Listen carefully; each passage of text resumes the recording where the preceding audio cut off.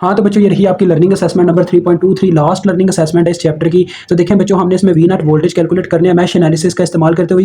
इस बार मैंने इस वजह से मेंशन किया क्योंकि यहाँ पे सुपर मैश की कंडीशन बनी हुई है, ठीक है। क्योंकि देखो बच्चों ये लूप 1 है और ये लूप 2 है, इन दोनों के दरमियान एक करंट सोर्स लगा हुआ है, चाहे वो डिपेंडेंट है या इंडिपेंडेंट है, इस चीज़ से कोई फर्क नहीं पड़ता, ठीक है। तो लिहाजा ये करंट सोर्स लगा हुआ है जिसकी वजह से क्या होगा बच्चों, तो लिहाजा बच्चों यहाँ पे हमारे पास मैश एनालिसिस, तो लिहाजा तो मैंने आपको जैसा कि बता रहा था कि यहाँ पे दो लूप्स के दरमियान आ गए करंट सोर्स, चाहे वो डिपेंडेंट है या इंडिपेंडेंट है, इसकी वजह से क्या होगा यहाँ पे सुपर मैश लगने वाला, ठीक है। तो पहले तो हम क्या करते हैं, यहाँ पे करंट्स की डायरेक्शन रख लेते हैं, लूप्स इसमें आइडेंटिफाई कर देते हैं। तो यहाँ पे मैं एक करंट रख लेता हूँ I1 के नाम से, क्लॉकवाइज डायरेक्शन में लेनी है आपने हर एक करंट।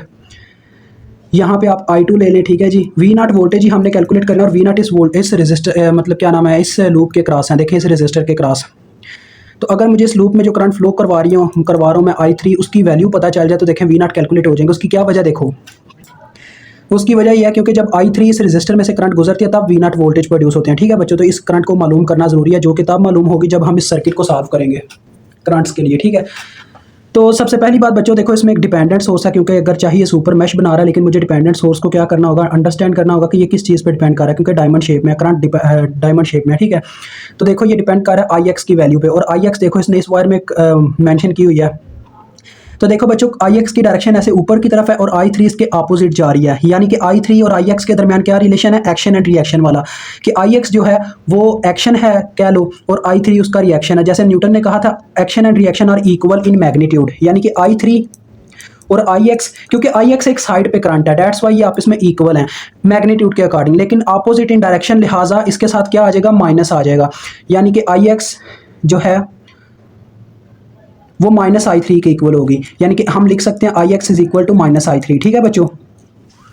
ये मैंने क्यों इक्वेशन लिखी है, यानी कि I3 क्यों IX की वैल्यूज फॉर्म में लिखी है, क्योंकि इसमें एक डिपेंडेंट सोर्स मौजूद है जिसने हमें बाद में तंग करना था, और ये आपको मैंने कंडीशन बताई हुई है। जब भी आप ऐसे क्वेश्चन हल करते हैं सबसे पहले आपने डिपेंडेंट सोर्स जिस चीज़ पर डिपेंड कर रहा होता है उसकी वैल्यू लिखनी होती है उस फॉर्म में, ठीक है। तो चलिए आए अब हम देखें, यहाँ पे देखो बच्चों, पहले तो यहाँ पे जो सुपर मैश लूप लगता है उसकी पहले इक्वेशन लिख देंगे। देखें I1 जो है वो इस तरह से घूम के आती है और नीचे की तरफ जा रही है, यानी कि सेम डायरेक्शन में जो इस करंट सोर्स की डायरेक्शन है। तो लिहाजा इसकी इक्वेशन कैसे आएगी, जो इस करंट सोर्स के मतलब के अकॉर्डिंग डायरेक्शन ले रही होगी करंट लूप की, वो लिखी जाएगी प्लस में, और दूसरी जो इसके मुखालिफ जा रही है, देखो I2 ऐसे ऊपर की तरफ जा रही है तो ये लिखी जाएगी माइनस में, -I2, और ये इन्हीं दो लूप्स के सेंटर में थी, दैट्स वाई इसका रिजल्ट क्या आ जाएगा, 0.5 टाइम्स ऑफ IX। तो ये इसकी इक्वेशन आ गई, ठीक है। ये हमने सुपर मैश की इक्वेशन लिख दी है। तो IX की जगह अगर मैं वो वैल्यू पुट करूँ तो ये क्या बन जाएगा, देखो I1 is -I2 is equal to -0.5 times of I3, ठीक है बच्चों।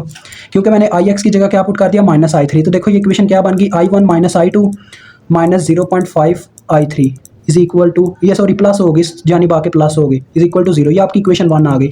अब आप क्या करोगे बच्चों, इसकी शेप फिर से रीड्रा करोगे, किस चीज़ के लिए, सुपर मैश के लिए।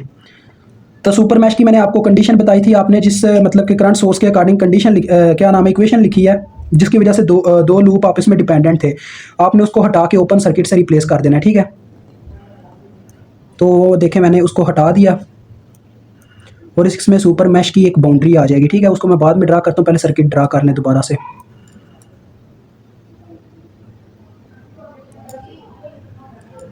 तो ये देखें बच्चों, ये आ गया +-8 वोल्ट, ये आ गया 3 किलो ओम रजिस्टर, ये आ गया 6 किलो ओम का रजिस्टर, ये यहाँ पे आ गया एक और 6 किलो ओम का रजिस्टर। इसके क्रॉस हमने वी नॉट वोल्टेज कैलकुलेट करना है। यहाँ पे हमारी I3 करंट फ्लो कर रही है, ठीक है बच्चों। ये अपने पास कितने का है, 4 किलो ओम का रजिस्टर है। यहाँ पे हमारी I2 करंट फ्लो कर रही है, ठीक हो गया जी। और ये अपने पास है 3 किलो ओम का रजिस्टर, ये आ गया अपने पास 2 किलो ओम का रजिस्टर बच्चों, और ये आगे ये वोल्टेज सोर्स जो लगा हुआ +-10 वोल्ट का, ठीक है। और ये हमने इसकी बाउंड्री मैच करके इसमें करंट मेंशन कर देंगे जो इसमें फ्लो कर रही थी इस लूप में, वो थी I1। अब बच्चों यहाँ पे हमें सुपर मैश की बाउंड्री ड्रा करनी है, सुपर मैश लूप की। तो सुपर मैश कैसे लगाते हैं इसका मैंने अलहदा से एक लेक्चर दिया, वो जाके आप समझ सकते हो। तो सुपर मैश की भी बच्चों वही डायरेक्शन होगी जो हमने हर एक करंट की रखी हुई है, यानी कि क्लॉकवाइज, लेकिन वो इन दोनों लूप्स में एक बाउंड्री ड्रा कर देगा, एक रास्ता तय कर देगा जिससे दोनों की कह लें कि हर एक चीज़ के वोल्टेज कवर हो जाएंगे जब हम इसके ऊपर KVL लगाएंगे, ठीक है। तो ये इसकी सुपर मैश की बाउंड्री बन गई, ठीक है। तो चलो अब आपने यहाँ पे लिखना है apply KVL at super mesh. तो चलिए यहाँ लगाते हैं, यहाँ से बच्चों चलना स्टार्ट करते हैं। देखें ये जो सुपर मैश है अपनी डायरेक्शन के अकॉर्डिंग इसके नेगेटिव पोल में एंटर करता है, तो ये आ गया -10। सुपर मैश में और बच्चों सुपर लूप में बस इतना फर्क है, सुपर मैश क्या करता है, किसी भी करंट को तंग नहीं करता, जो करंट जिस लूप में घूम रही है उसी तरह से उसके वोल्टेजेस क्रिएट हो जाते हैं। देखो आगे ये जो सुपर मैश की बाउंड्री है, ये जो इसकी करंट मतलब बनती है वो 2 किलो हम रजिस्टर वाली आ जाती है। इसके वोल्टेज अब मुझे इंक्लूड करने होंगे, तो इसके वोल्टेज कब इसमें प्रोड्यूस होते हैं, जब इसमें I1 करंट फ्लो करता है। तो लिहाजा क्या आ जाएगा 2K I1, यानी current into resistance Ohm's law के अकॉर्डिंग। ठीक है बच्चों, इसी तरह से आगे 3 किलो हम इस बाउंड्री में आता है, तो लिहाजा इस पर भी वही फार्मूला, देखो I1 इसमें से फ्लो कर रही है करंट, तो ये आ जाएगा 3K I1। मजीद आगे बढ़ता है तो ये 4 किलो ओम का रजिस्टर आता है इस सुपर मैश की बाउंड्री में। तो देखो बच्चों, लेकिन इसमें कब वोल्टेज पैदा होता है, जब इसमें से I2 करंट फ्लो करता है, क्योंकि इन दो लूप्स की सिर्फ बात हो रही है, तो लिहाजा ये आ जाएगा 4K I2। ठीक है, मजीद आगे बढ़ते हैं तो देखो ये सुपर मैश की बाउंड्री क्या करती है, इसके नेगेटिव पोल में एंटर करती है, तो ये वोल्टेज आ गया -12। मजीद आगे बढ़े तो ये 6 किलो ओम का रजिस्टर आया। अब देखो बच्चों जरा यहाँ पे गौर से देखना, ये जो सुपर मैश की बाउंड्री है इसमें सिर्फ हमारे दो लूप्स शामिल हैं, I2 और I1, यानी कि इन दोनों को अगर हम देखें तो जिस लूप की बात हो रही होती है, मैंने आपको बोला था उसकी हम क्या करते हैं, करंट पॉजिटिव रखते हैं अगर एक्शन और रिएक्शन का सीन आ जाए। आप देखो 6 किलो ओम में उस वक्त वोल्टेज पैदा होते हैं जब दो करंट्स पास करते हैं, एक I2 और सुपर मैश की बाउंड्री बात तो वही है यार, एक I2 जब इसमें से फ्लो करती है और एक I3 फ्लो करती है, लेकिन देखो दोनों की डायरेक्शन अपोजिट हो जाती है। I2 ऐसे इस तरफ जा रही है यानी कि लेफ्ट साइड पे, और I3 जा रही है राइट साइड पे, दोनों की डायरेक्शन अपोजिट है। लेकिन हम किस करंट को पॉजिटिव रखेंगे, जिस लूप की बात हो रही है, सुपर मैश की बात हो रही है, दैट्स वाई, यानी इसमें लूप 2 और लूप 1 होता है, तो लूप 2 की करंट पॉजिटिव रखी जाएगी, लूप 3 की करंट नेगेटिव रखी जाएगी। तो क्या आ जाएगा I2 - I3। ठीक है बच्चों, मजीद आगे बढ़ते हैं तो ये 3 किलो ओम का रजिस्टर आ जाता है। तो देखो इसमें से भी दो करंट पास कर रही है, एक I1 नीचे की तरफ जा रही है, I3 ऐसे ऊपर की तरफ जा रही है। बात फिर से वही होगी, लूप 1 की बात हो रही है और लूप 2 के ऊपर KVL लग रहा है, दैट्स वाई हम इसकी करंट को पॉजिटिव रखेंगे I1 को, और I3 नेगेटिव में आ जाएगी। ठीक है बच्चों, मजीद आगे बढ़ते हैं तो देखो ये सुपर मैश की जो बाउंड्री है इसके पॉजिटिव पोल में एंटर करती है, तो +8 आ गया = 0, क्योंकि चक्कर मुकम्मल हो गया सुपर मैश का। अब आप सबसे पहले I1 के वेरिएबल रख लो, देखो 2K + 3K I1, ये कितना हो गया 5 5 और 3 8, 8K I1 आ गया। ठीक है, अब I2 वाले इकट्ठे कर लो, देखो 4 + 6 10 हो जाएगा, 10K I2,